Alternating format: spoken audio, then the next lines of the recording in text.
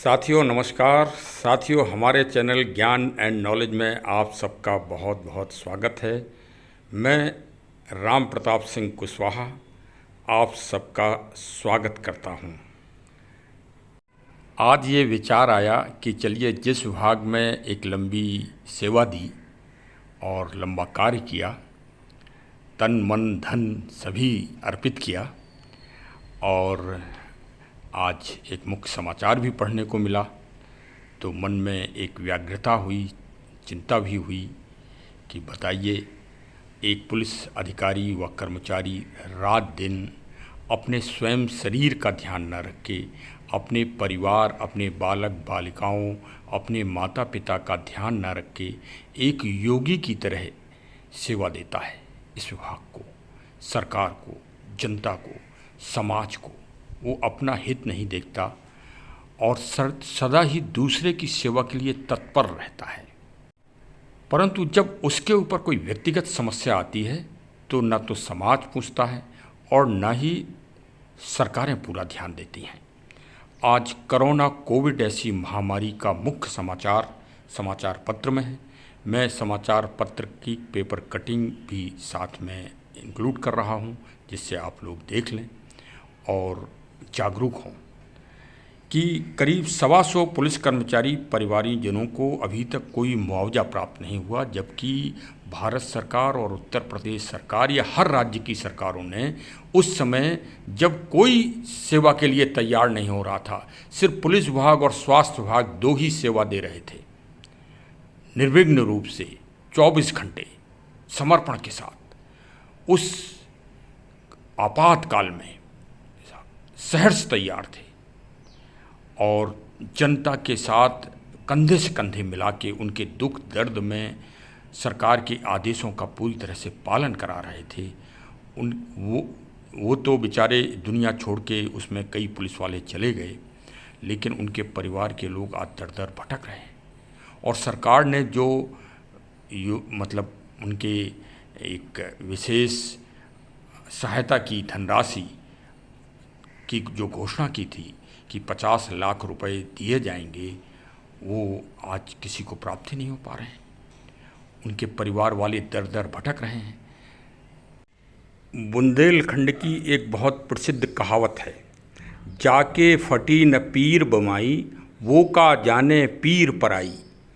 Police वाले का दर्द कोई समाज के वही लोग समझ सकते हैं जिनके परिवार के लोग पुलिस विभाग में कार्यरत रहे, क्योंकि ऐसे जब आपातकाल होते हैं, महामारियाँ फैलती हैं, बाढ़ आती है, कर्फ्यू लगता है, शांति व्यवस्था बेहाल होती है, उस समय पुलिस वाले की छुट्टियां बंद हो जाती हैं।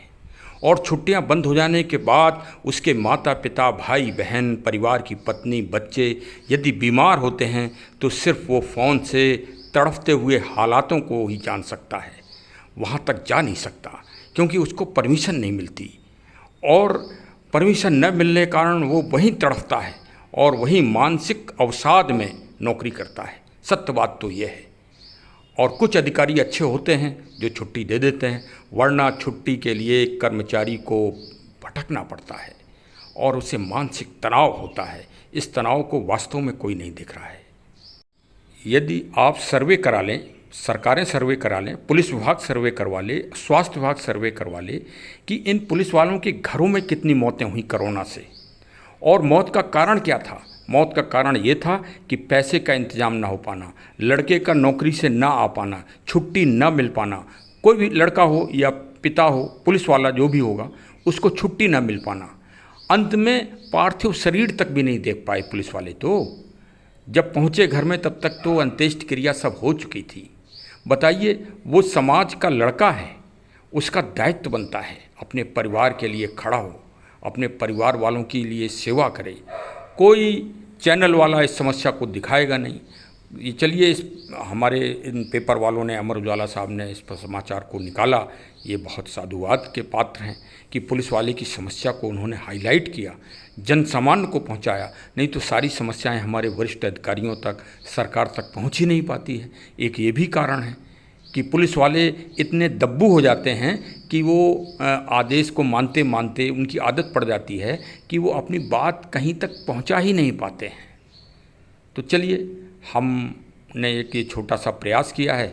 हमने कहा इस बात को आज एक सुबह सुबह एक हमारे बहुत ही वरिष्ठ रहे हैं, उनका फ़ोन भी आ गया, तो उन्होंने कहा भाई पितृ विसर्जन है, तो हम आज पितृ विसर्जन की क्रिया में लगेंगे और किसी पावन नदी के किनारे जाएंगे। तो हमें ज़रूर ये बात और ये समाचार देख के याद आ गया कि चलिए परिवार में तो माता पिता पितृ विसर्जन में हम उनको याद करेंगे ही, पूर्वजों को भी याद करेंगे और उनके लिए हम प्रार्थना भी करेंगे ईश्वर से उनकी मोक्ष गति और वैकुंठ धाम के लिए, उनकी शांति के लिए। लेकिन हमारा पुलिस विभाग भी तो हमारा परिवार रहा है, हमने उसमें 37 साल नौकरी की है। हमारे साथ के लोग कोरोना कोविड में महामारी में साथ छोड़कर चले गए, वो भी तो हमारे विभाग के पूर्वज हैं, हमारे पूर्वज हैं।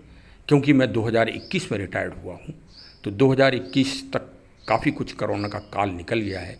मैंने उस दौरान ड्यूटी की है, मैंने उन समस्याओं को देखा है, परखा है, और आज मैं यद्यपि रिटायर्ड हूँ तो भी विभाग से तो जुड़ा ही हूँ और जुड़ा रहूँगा। तो जो भी काल कलवित हुए इस महामारी में वो हमारे पूर्वज हैं। मैं उनकी आत्मा की शांति के लिए प्रार्थना भी कर रहा हूँ। साथ में सरकार से और समाज से तथा अन्य उत्तरदायी संस्थाओं से भी निवेदन कर रहा हूँ कि जो भी पीड़ित लोग हैं उनको मदद कराएं आर्थिक रूप से। और पुलिस वालों के लिए एक बहुत बड़ी नसीहत कि अब जीडी कंप्यूटर से लिखी जाने लगी। आप थाना तभी छोड़िए जब जीडी में अपनी रवानगी कर लीजिए। एक और बहुचर्चित मामला भी मेरे संज्ञान में है, जिस पर मैं अलग से एक वीडियो बनाऊंगा, जिसमें कुछ पुलिस वाले माननीय अदालत के आदेश के आधार पर मुकदमा लिखने के बाद जेल चले गए। उसका मूल कारण यही था कि जीडी में लिखत पढ़त सही रूप से नहीं की गई थी। ये आज के समय में आप लोगों के सामने इतनी व्यस्तता है पुलिस वालों के सामने कि कहीं चौराहे में जाम लगा है, कहीं हत्या हो गई है, कहीं मर्डर हो गया है, जनता का भी रूप बदल गया है, समाज का भी रूप बदल गया है। मैं तो 82-83 का पुलिस कर्मचारी हूँ। मैं उस समय को भी मैंने देखा है जब जीडी पेंसिल से लिखी जाती थी, फिर पेंसिल कार्बन से लिखी जाती थी, फिर बॉल पेन से लिखी जाने लगी, आज कंप्यूटर से लिखी जाती है। वास्तव में मैं आगाह कर रहा हूँ कि आप अपना तो सुधारो, क्योंकि पैसा न मिलने का मुख्य कारण है जीडी में रवानगी और वापसी कर्मचारियों और अधिकारियों की नहीं है, ये विभागीय लापरवाही है। और उस कर्मचारी की भी लापरवाही है जो रवानगी करा के नहीं गया।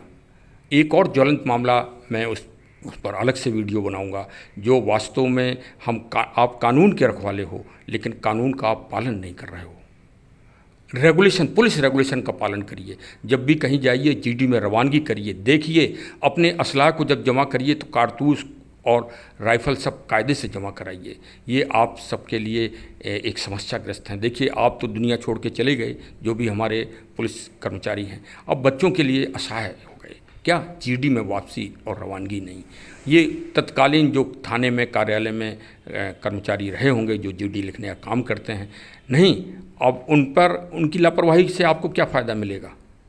अब जो आज आप नए लड़के आ रहे हैं, जो टर्नआउट तो हमने देखा कि यूनिफॉर्म पहनने का तो सुधार काफ़ी हो गया है, लेकिन कानून को नहीं सीख रहे हैं।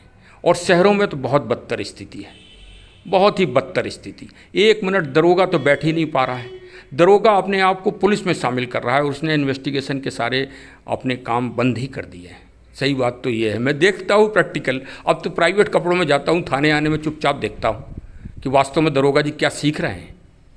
और एक ज़माना था जब 83 में हम भर्ती हुए थे तो हमें पुराने दरोगा जी साहिबानों ने कैसे सिखाया। एक और कारण है कि आज नए जो भर्ती के लोग आ रहे हैं, क्योंकि वेतन में सुधार हो गया है, तो पुराने अधिकारियों और कर्मचारियों को सम्मान देना तो बंद ही कर दिया। और पूछने में कुछ तौहीन ही लगती है, पूछ सकते नहीं किसी से, उन्हें तौहीन लगती, क्योंकि अब BA ग्रेजुएट और PhD तक लोग सब इंस्पेक्टर बन रहे हैं, तो उन्हें पूछने में बड़ी शर्म लगती।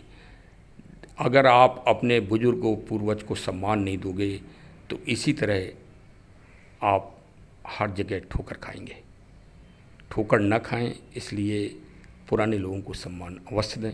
आज के ब्लॉग में यही समापन कर रहा हूं। जो पुलिस परिवार के पूर्वज हैं उनको श्रद्धांजलि और तर्पण। जय हिंद, जय हिंद, जय हिंद।